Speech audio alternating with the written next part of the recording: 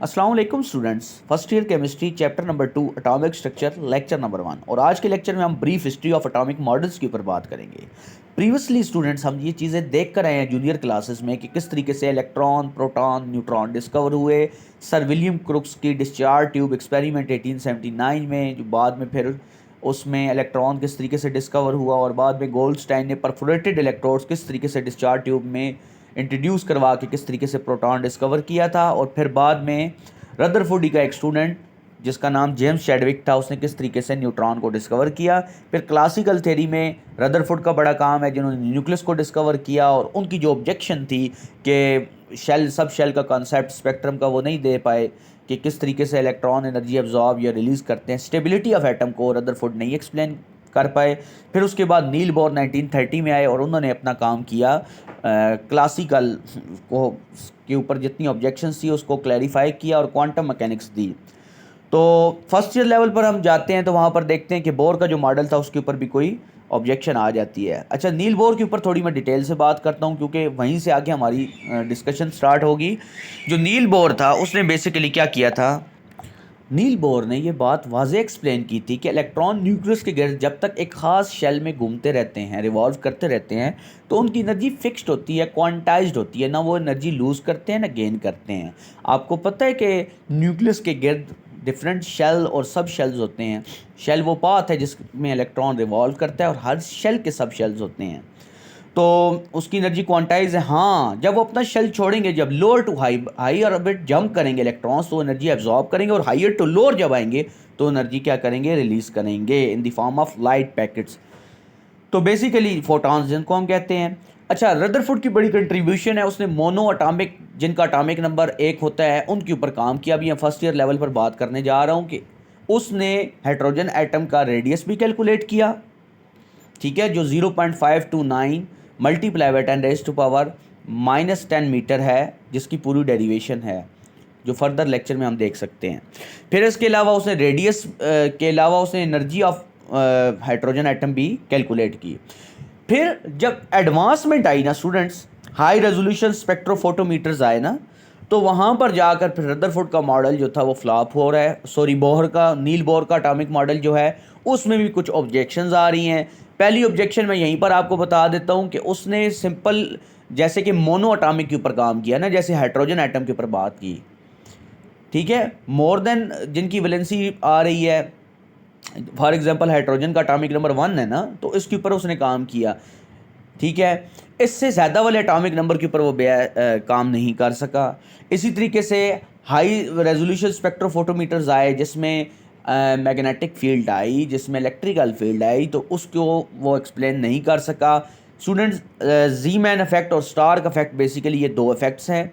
जी man effect क्या है कि जब हाइड्रोजन एटम को आप under the influence of magnetic field study करते हैं, ठीक है, तो उसको जी मैन इफेक्ट कहते हैं। ये आगे हमारे पास आ रहे हैं, आप देख सकते हैं, टॉप लाइन में लिखा हुआ है सेकंड पेज के। इसी तरीके से जो स्टार्क इफेक्ट है, स्टार्क इफेक्ट का कॉन्सेप्ट मैं बता दूं कि जब हाइड्रोजन एटम को under the influence of electric field study करते हैं तो वो स्टार्क इफेक्ट आता है। Basically these were the defects of Niels Bohr atomic model. तो बेसिकली बोर इनको एक्सप्लेन नहीं कर पाया गया।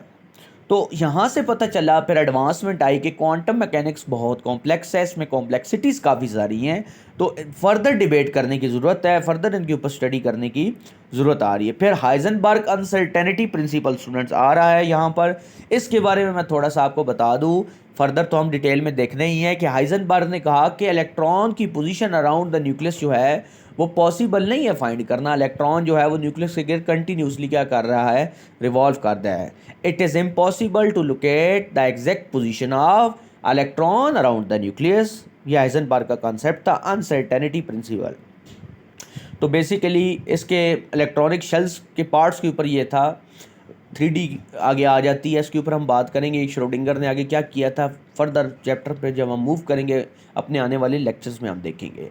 तो लेक्चर का हमारा आखिरी पार्ट आ गया जी, इसको मैं बता देता हूँ। सब atomic particle, electron, proton, neutron, जिनको आप अच्छे से जानते हैं।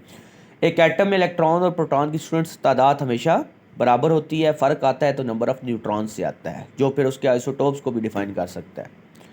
सबसे पहले, क्योंकि आइसोटोप में atom of an element having same atomic number but different mass number, ठीक है, जो डिफरेंस आ रहा है वो नंबर ऑफ़ न्यूट्रॉन्स और मास नंबर का आता है आइसोटोप्स। खैर हम इलेक्ट्रॉन की बात करते हैं स्टूडेंट्स। तो इलेक्ट्रॉन जो है वो बेसिकली आपको पता है जैसे कि नेगेटिव चार्ज होता है पार्टिकल, और उसका जो चार्ज होता है वो स्टूडेंट्स क्या होता है, वो हमारा 1.6022 मल्टीप्लाई बाई 10⁻⁹ ओके। अब रिपीटिंग याद कर लें, -1.6022 मल्टीप्लाई बाई 10⁻⁻19, और चार्ज का यूनिट होता है स्टूडेंट्स कूलम, ये सी डिनोट कर रहा है कूलम को। और इसका जो रिलेटिव चार्ज होता है इलेक्ट्रॉन का वो माइनस होता है, -1 या -1 की बात है। इसका जो मास आ रहा है वो आ रहा है जी 9.1095 मल्टीप्लाई बाई 10⁻31 किलोग्राम। और इसकी डिस्कवरी जैसे कि मैंने लेक्चर के स्टार्ट में आपको बता दी कि जे थॉमसन इसने की थी।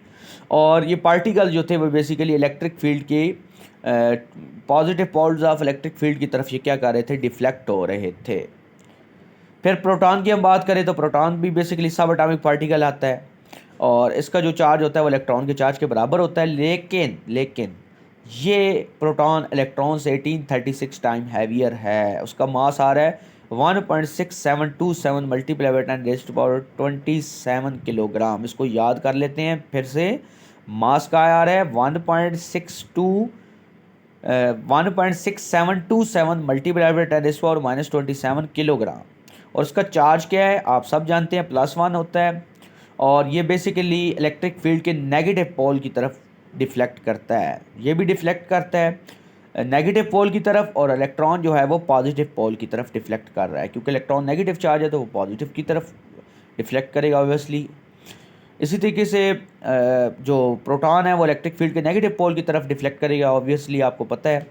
और इलेक्ट्रॉन और proton basically electromagnetic in nature होते हैं, ठीक है जी। हमारे पास इनकी ड्यूल नेचर है, वेव नेचर भी आती है, पार्टिकल नेचर के ऊपर हम स्टडी कर रहे होते हैं। अच्छा, तो हम इनको रिकैप कर लेते हैं। वैल्यू स्टूडेंट्स मेरे साथ अभी रिकॉल करें, इनको अभी याद करना है हमने। क्या स्टूडेंट कि जो नेगेटिव चार्ज आ रहा है ना इलेक्ट्रॉन, उसका चार्ज क्या है याद करते हैं जी, बोलें। बेसिकली -1.6022 मल्टीप्लाई बाई 10⁻⁻19 कूलम, और चार्ज -1 हो गया। और मास क्या आ रहा है 9.1095 multiply by 10⁻31 kilogram. J Thomson discover कर रहा है। और इस पार्टिकल को बेसिकली ये जो पार्टिकल्स आ रहे हैं ये positive pole of electric field की तरफ क्या हो रहे हैं, डिफ्लेक्ट कर रहे हैं। और प्रोटॉन जो है वो बेसिकली पॉजिटिवली चार्ज आ रहा है, और इसका चार्ज इलेक्ट्रॉन के बराबर है, 1836 टाइम हैवियर है इलेक्ट्रॉन के। और इसका मास आ रहा है 1.6727 मल्टीप्लाई बाई 10⁻⁻27 किलोग्राम।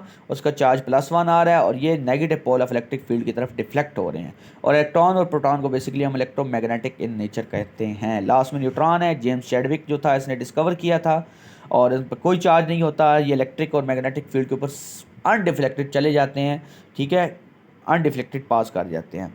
और इसका जो मास है न्यूट्रॉन का, ये प्रोटॉन से मैसिव होता है, भारी होता है। आप देख सकते हैं वैल्यू को, इसकी वैल्यू जो आ रही है वो आ रही है 1.6750, जबकि प्रोटॉन की है 1.6727। तो ये थोड़ा सा इससे हैवियर है, मैसिव है, और मल्टीप्लाई बाई 10⁻⁻27 किलोग्राम। दोनों की वैल्यूज़ में क्या डिफरेंस है, प्रोटॉन की 1.6727 मल्टीप्लाई बाई 10⁻27 किलोग्राम, और जो न्यूट्रॉन की है वो है 1.6750 multiply by 10⁻⁻27 kilogram. Okay students, ये था हमारा फर्स्ट लेक्चर। उम्मीद करता हूँ आपको अच्छे से तैयार हो गया होगा।